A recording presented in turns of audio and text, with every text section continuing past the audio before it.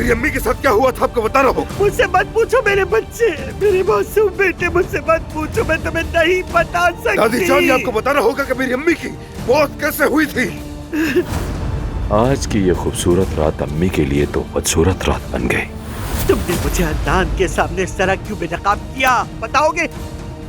तुम्हें क्या लगता है तुम मुझे आसानी से धोखा दे दोगे? अदनान बहुत अच्छा इंसान है, साफ दिल वाला।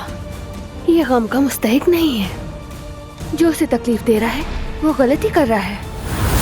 अगर आपने ज़मरुद के बारे में कोई भी ऐसी वैसी बात की तो मैं हाँ, इसी ब्रश से आपको यहाँ लिटा कर रगड़ रगड़ के आपकी बुराई निकाल दूंगी, समझ गई? और आपको अंदर बाहर से ऐसा साफ रखूंगी कि याद रखेंगी आप। कल मेरी शादी है, आपको पता है ना? फिक्र मत करो, वो शादी नहीं होगी। मैं शादी नहीं होने दूंगा। मैंने शादी करने का फैसला कर लिया है अदनान भाई।